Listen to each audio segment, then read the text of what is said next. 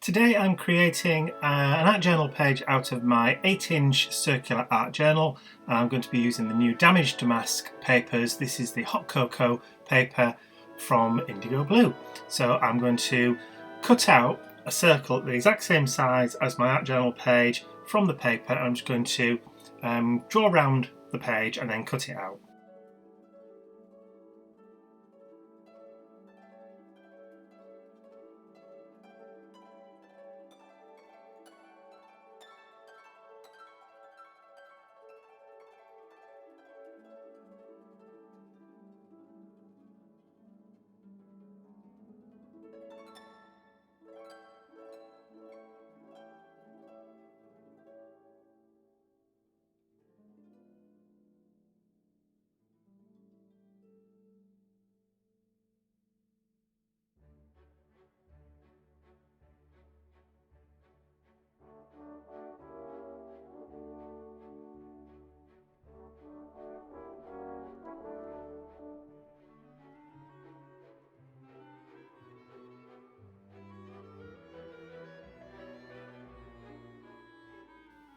Once I'm happy with the size of the circle, I don't mind that the fact that there's going to be a little bit of a white border all around, because that will be disguised later on. I'm just going to glue the whole thing down, just using some multi-purpose glue. The whole thing is just going to go straight over my page.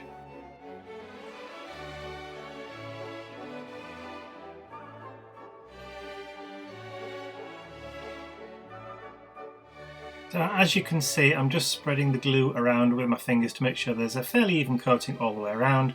Then I'm just going to flip it over and stick it down onto my art journal page.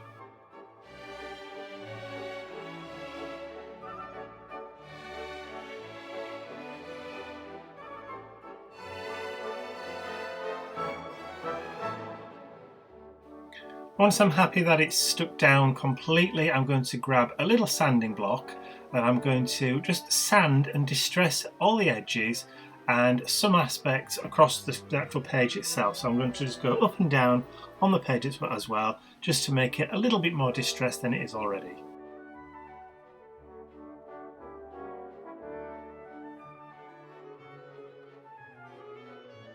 And to remove all of the paper dust that's stuck to the page, I'm just going to rub over the entire thing with a baby wipe.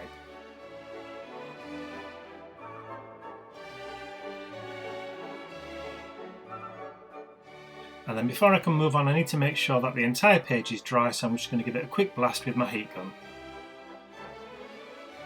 The next stage is to add a gesso wash over the top of the page, and to do this I'm just going to grab the IndigoBlu Gesso Good in White, and I'm just going to add a little bit of water to it, and then I'm just going to add a colour wash over the top of the entire page.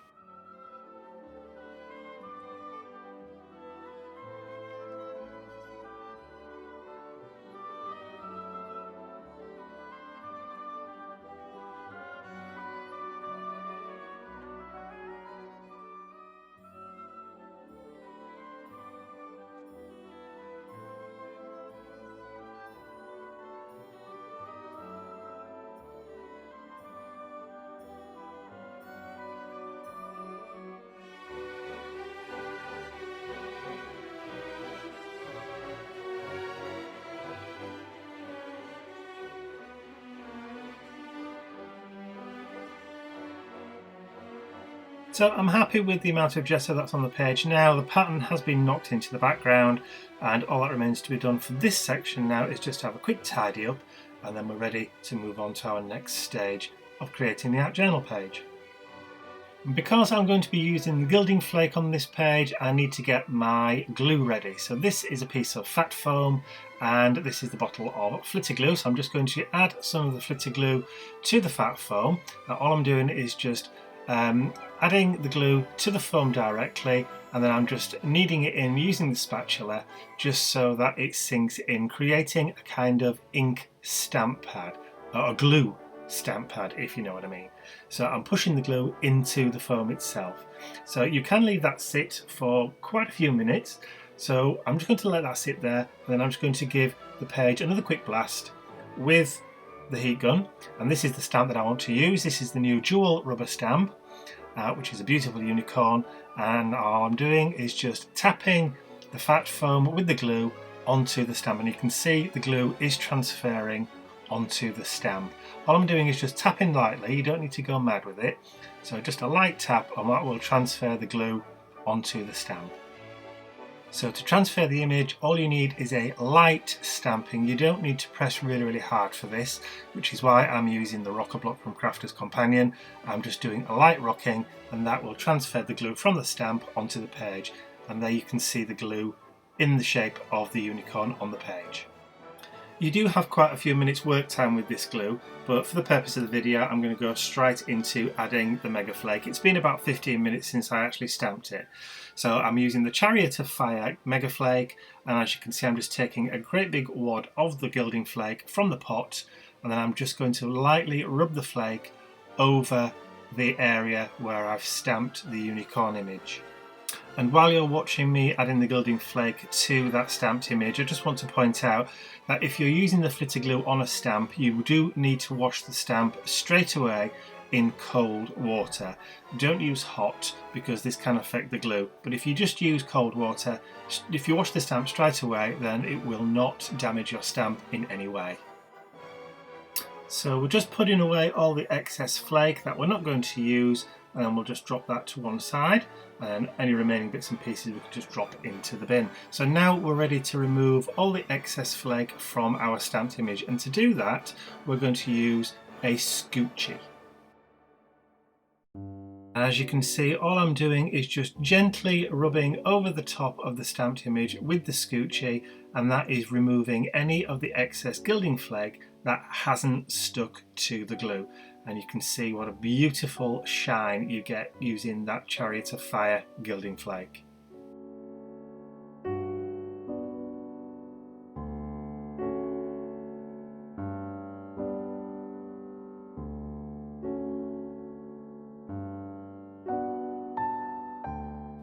So now I'm happy with the unicorn itself. I'm going to use the same piece of fat foam and flitter glue that's still quite loaded up, and I'm going to go all the way around the edge of my art journal page to add some of that gold, beautiful gold mega flake all the way as a border.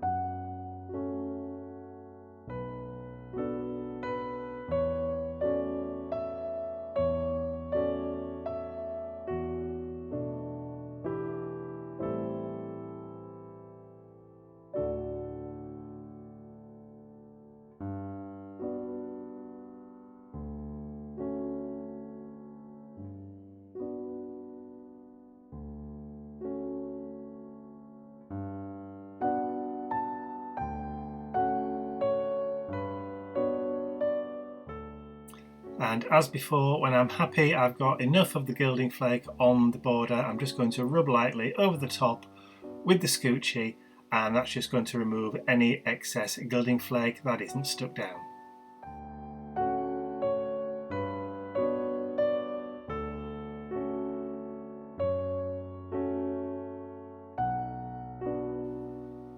So I want to add a little bit more dimension, a bit more depth into the background, and to do that I'm going to bring out one of the IndigoBlu new stencils. This is the Damage Damask stencil which goes with the papers, and this is the English Cottage Artiste acrylic paint, and this is the Goldfinger metallic paint. So just using a craft sponge, I'm going to just put some of the gold paint through the stencil using the sponge. You could of course use a stencil brush if you have one.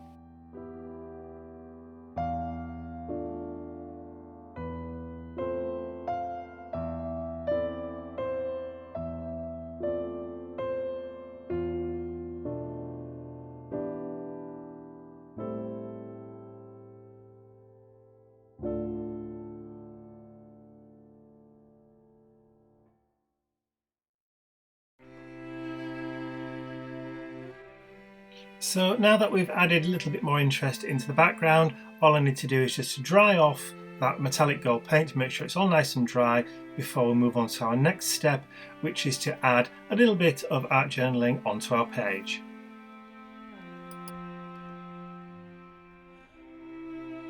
So I've already printed and cut out the quote or the phrase that I want to use on my art journal page, and all I'm going to do is to stick it down onto my art journal page using this standard glue stick from Prit. It's just the original glue stick from Prit.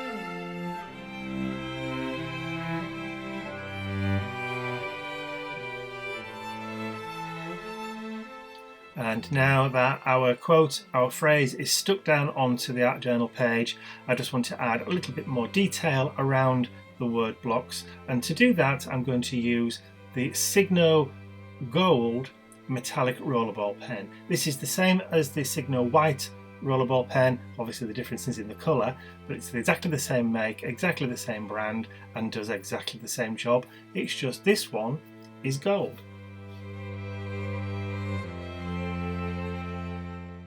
So as you can see, all I'm doing is just adding a little bit of doodling, a little bit of scribbles around my word blocks, just to add a little bit more interest, just to kind of blend those into the background a little bit more, rather than just have the stark white blocks as you can see them.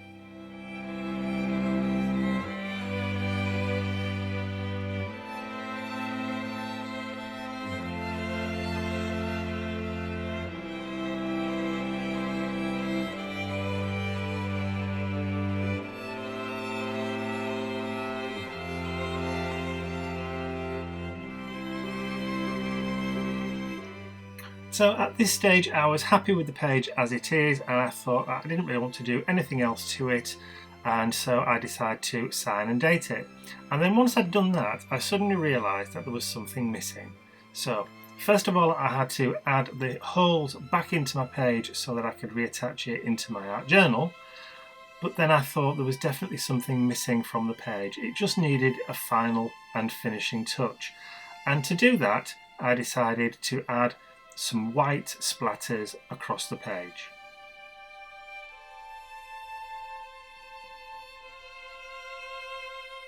So to add the white splatters, I've just taken the IndigoBlu white gesso once again, and all I'm going to do is just to add a little bit of a blob of the white paint onto my craft mat, and then I'm just going to spritz it with water to water it down a little bit, and then mix it together using my fan brush. That will then allow me just to splatter the white paint across the page. Again, this just adds a little bit more visual interest and helps to break up those blocks of patterns in the background. And I think you'll agree, it does look a lot nicer with those white splatters on the page. Happy now. And that's it for this page. I'm calling this complete.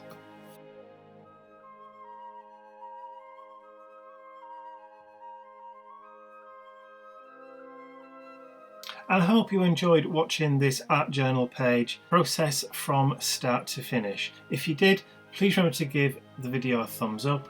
You can share the video with all your friends, and if you haven't subscribed to our YouTube channel already, you can do so by clicking the button at the end of the video. That's all from me for now. I will see you all again real soon. Bye for now.